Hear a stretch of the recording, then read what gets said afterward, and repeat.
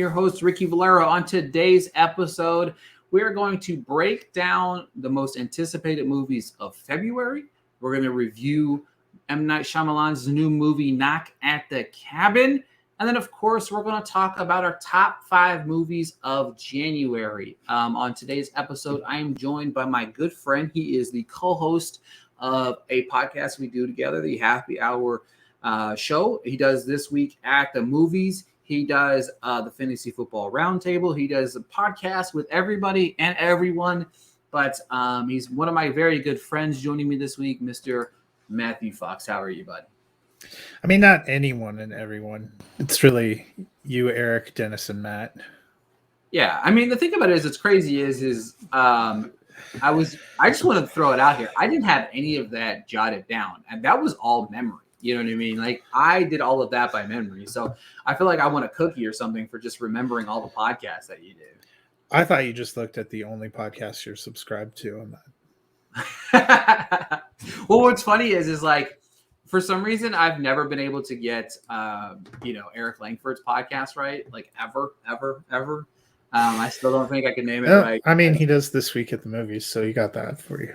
Exactly. But like I said, we're going to kick off on this episode. We're going to talk about the February movies we're excited for.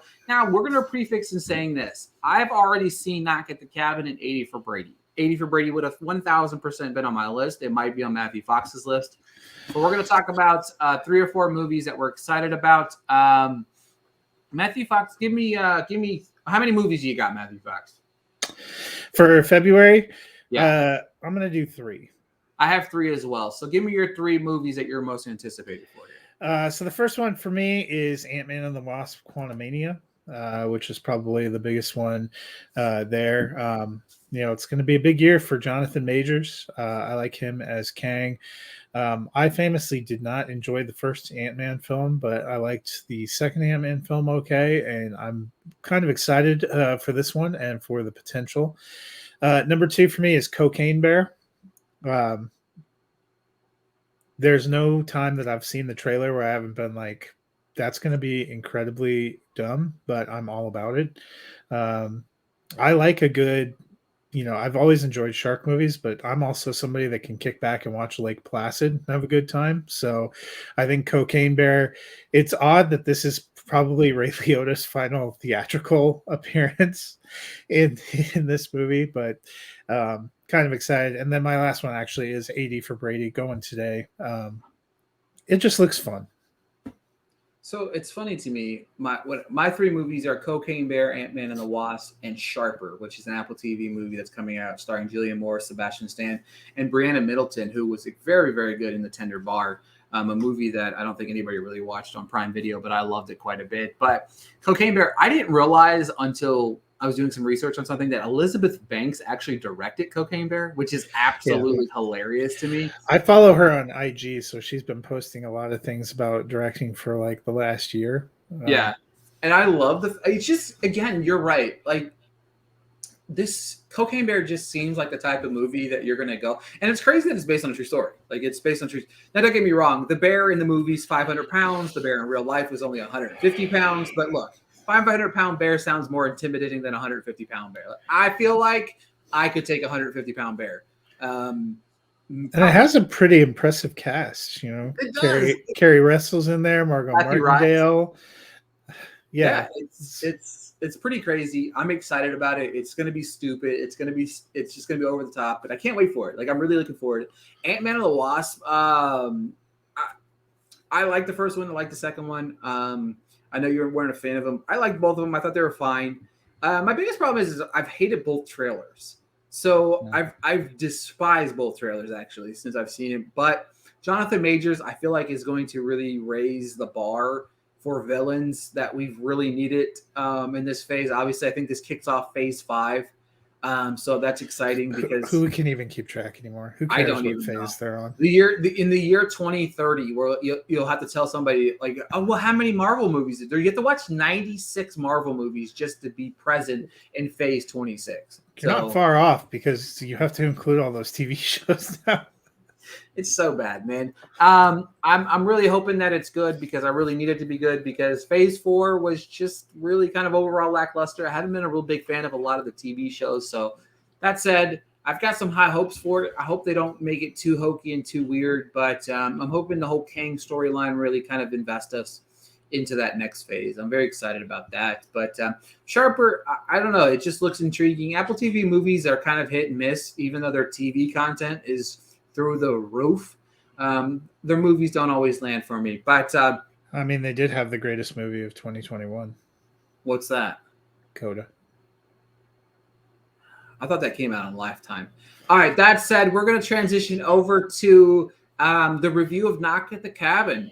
It's M. Night Shyamalan's latest movie that is hitting theaters as we speak. You know what I'm saying? Like, it's coming out this weekend, February the 3rd.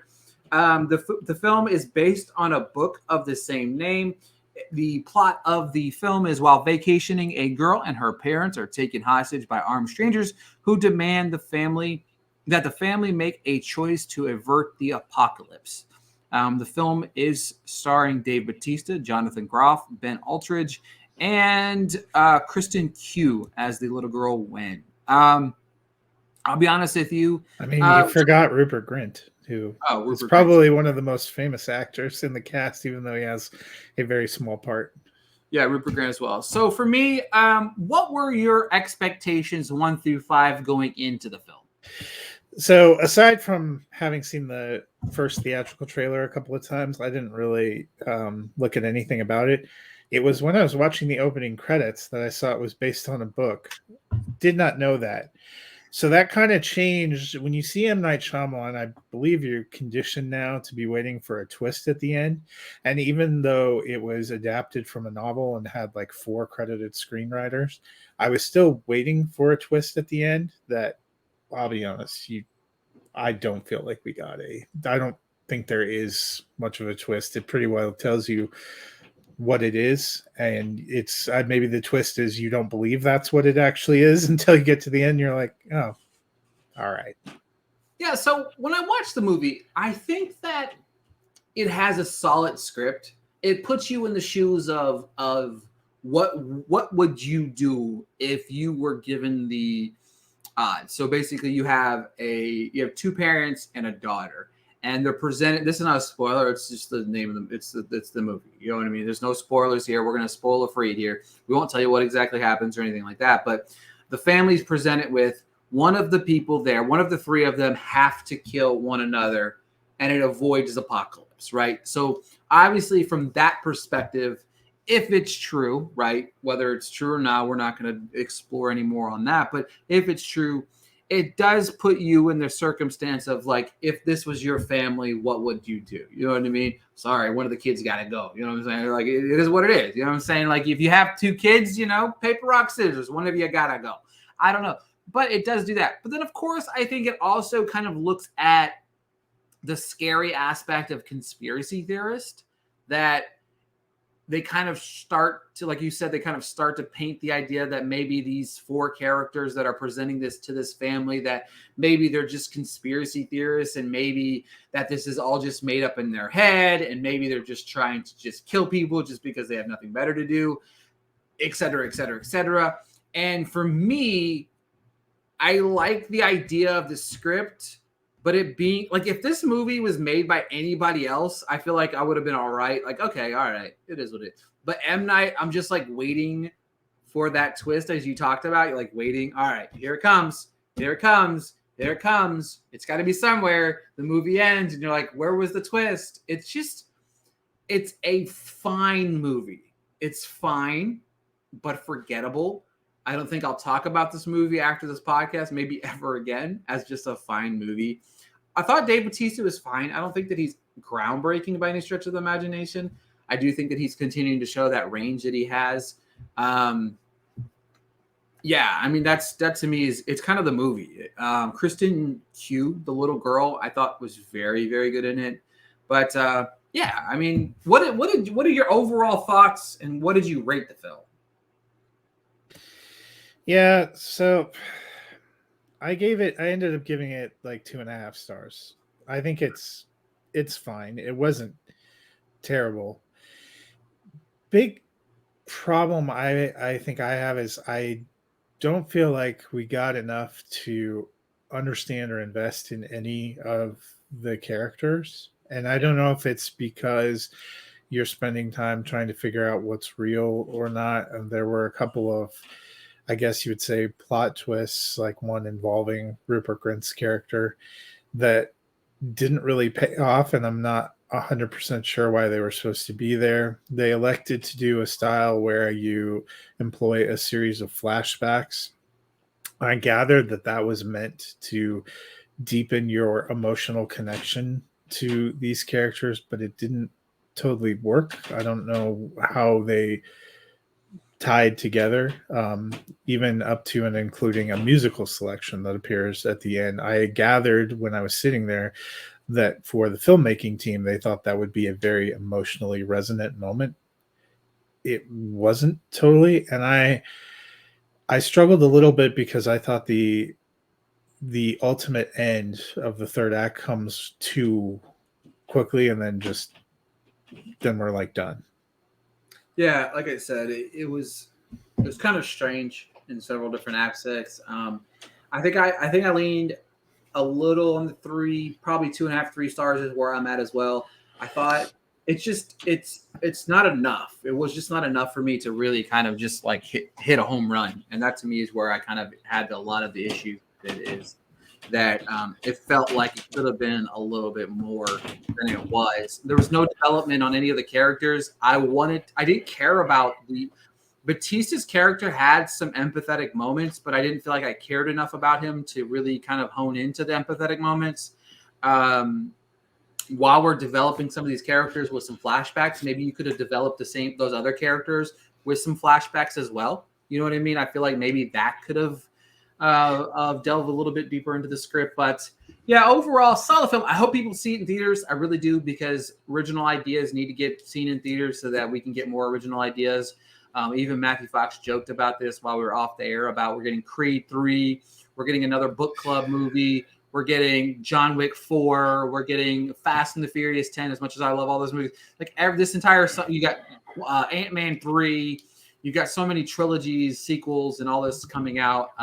Please go see Knock at the Cabin in theaters, because, like I said, we need more films like that. All right, moving on to our top 5 movies of January. I implored Fox to say I did watch 30 or 31 movies out of Sundance, but only one of those movies actually came out in January. So I did not include any of those movies that we watched, because my top 5 would be all those movies. But if you don't know anything about Sundance, some of these movies might not even come out until 2024. Who knows? But that said, Matthew Fox, hit me with your 5 through 1 for movies of January. Sorry. Yeah, so I'm going to go with movies, I guess, that we saw in January that weren't Sundance. Some of these I think are technically 2022 releases that came out wide. So my number one's going to be Living with Bill Nye. I know that here it dropped in theaters January 13th, I believe.